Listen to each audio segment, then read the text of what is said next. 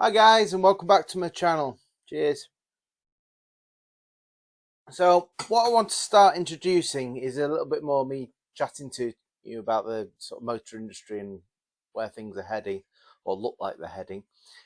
Because a lot of these videos that I do with the fuel additives and trying out different products and things take a little bit of time to put together and gather the results, particularly in the fuel additive videos, where it can take 3 to 4 weeks for me to drain a tank and then get some sort of feedback from the results. So I've been noticing my channel's been suffering a little bit because I've not been able to upload enough content, and my subscriber count is stagnating. So a shameless punt. Yeah, please subscribe. But yeah, I want to talk a little bit about what we're seeing online, on lots of YouTube channels and on the news, about how the motor industry is declining all the way around the world. Take a look at some of these clips. What is going on with the UK, the European, the US car industry right now? It feels almost, you might say, like Carmageddon. And so for the first time, we're seeing Volkswagen Group with mass layoffs. With stiff competition from China producing cheaper, high-quality EVs, and also a fall in demand in Europe, the sector faces serious challenges. I mean, who'd thought that? But it just goes to show that the Germans aren't geared up for making electric cars. They're all about the ICE engine. That's what they excel at. Whereas the Chinese, they're all about the electronics. They can make the batteries, they can make the electronics, and they can mass produce it, which we're seeing. And they're literally flooding the market. And the Germans, and even the Japanese to some extent, can't compete, because you can't get an ICE engine engineer to suddenly switch over to making batteries like the Chinese can, because the Chinese were never known for the internal combustion engine. They struggled at that, but the electronics they excel at. So much so, and they're making so many of them. They've got this clip up here, fields of them of unsold, and the reason why that is they can produce them quicker than they can sell them, and lots of countries impose like America's announced that since Trump's getting in, 100% tariff. Canada, I think they're up to 80 or 90%. Correct me if I'm wrong on that. Last month, the European Union imposed high tariffs on Chinese-built EVs, saying it wants to stop Beijing from flooding its market. But the UK is the cheapest country to import Chinese goods to. We have a 0% tariff, so it's basically flooding our market. The other factor is we just can't afford them. I mean, interest rates, cost of living has gone up so much that not everybody can afford to buy a brand new EV, or even if it had no problems such as the charging infrastructure and the range. Say if it was like 3 minutes for a full charge and the range was 500 miles, and it'd be a lot more popular, but it isn't. So the depreciation is who'd buy a new one when it's worth half or 75% in a few years' time of what you paid for it? It's just crazy. So the car industry has been hit by economic decline, multiple wars. I think somebody told me once there is like 28 wars around the world being fought at this moment of time, whether it's just like a civil war or other countries. Yeah, we won't go into that, but we all know who. When Henry Ford started mass producing, it created thousands and thousands of jobs, and then other manufacturers set up the same. Now we're seeing the introduction of AI and robots. So I think it was Tesla's boss, Elon Musk.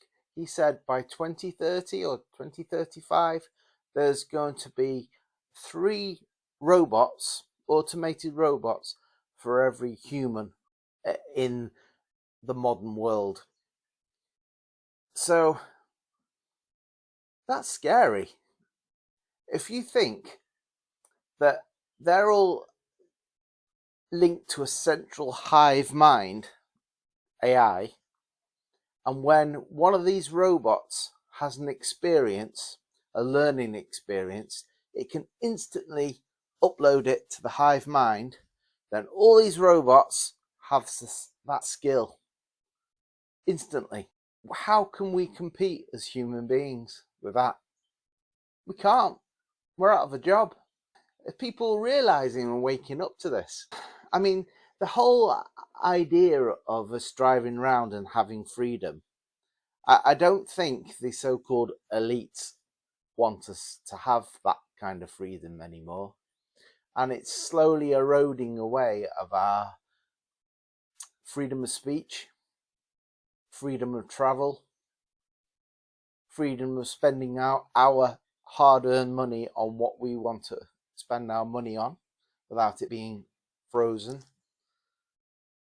I mean, I don't want to go all dystopian and conspiracy theory, but you know, a lot of things are coming true now.